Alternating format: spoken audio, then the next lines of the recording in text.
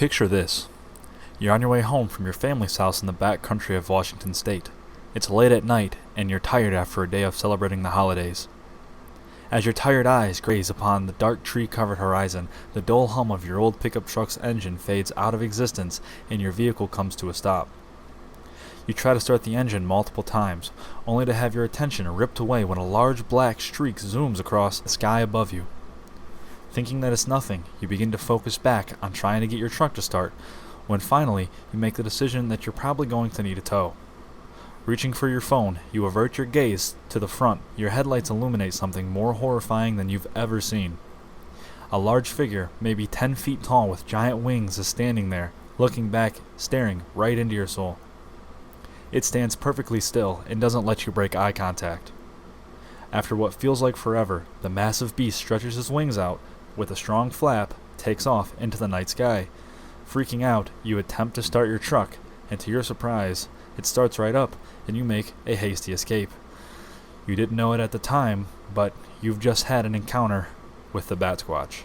Hello everybody, welcome to the channel, and if that intro wasn't clear enough, today I'm going to be briefly talking about a giant winged beast native to the Pacific Northwest known as the Batsquatch.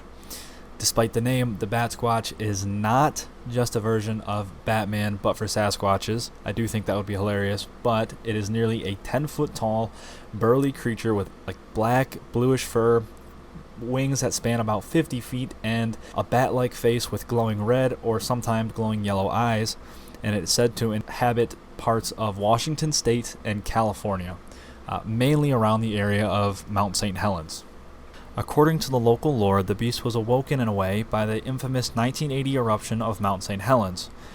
After that, many stories would circulate by word of mouth about a giant winged beast flying around the area of the eruption. It wouldn't be until about 14 years later, in 1994, that an official sighting was reported to the news outlet The News Tribune in Tacoma, Washington by a man named Brian Canfield, and goes as follows. He was driving home one night through the woods in Pierce County, Washington, when all of a sudden his pickup truck's engine suddenly stopped, and he claimed to have seen something quickly zoom past his headlights. About to leave the truck, a creature that was about 9 foot tall with wings and the face of a bat landed on the hood of a truck. According to him, the creature had large fangs in its mouth and glowing red eyes. It's also important to note that because of this encounter, it's said that he affects the engines of cars, though I couldn't find any other reports of this happening. Here is his exact quote from the interview with the News Tribune.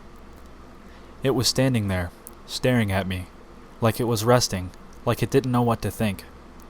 I was scared. It raised the hair on me. I didn't feel threatened, I just felt out of place. It's looking right at me, like in a deep stare, like right through me. It's standing perfectly still. It stood for how long? A few minutes. Several minutes. Then its fingers twitched, and its wings began to unfold. Those wings were as wide as the road. It turned its head and looked back at me and started flapping its wings. A few minutes later, the truck just started. I took off as fast as I could." In this interview published by the News Tribune, this would be the first time the creature would come to be known as the Batsquatch.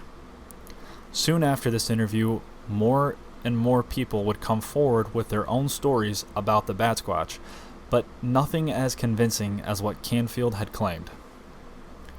In fact, it would be 15 years until another sighting would be reported that was more than just people claiming they saw it with very little details. In 2009, near Mount Shasta in California, several hikers said they witnessed a large creature with wings a 50-foot long fly out of a small crevice in the mountain. Though, the hikers' accounts are not completely the same as one another, so it's questionable as to whether or not they should be fully trusted. Even though many of the stories and encounters with the Batsquatch are brief, it has been enough to earn him his spot as a local legend in the Pacific Northwest, and more specifically in the area of Mount St. Helens. Batsquatch is very similar to many of the other flying winged cryptids of North America, like of course the infamous Mothman, everyone's favorite, and the Jersey Devil, even though he is far less known and more localized to that specific region. Though his effects can still be seen on the culture of that area.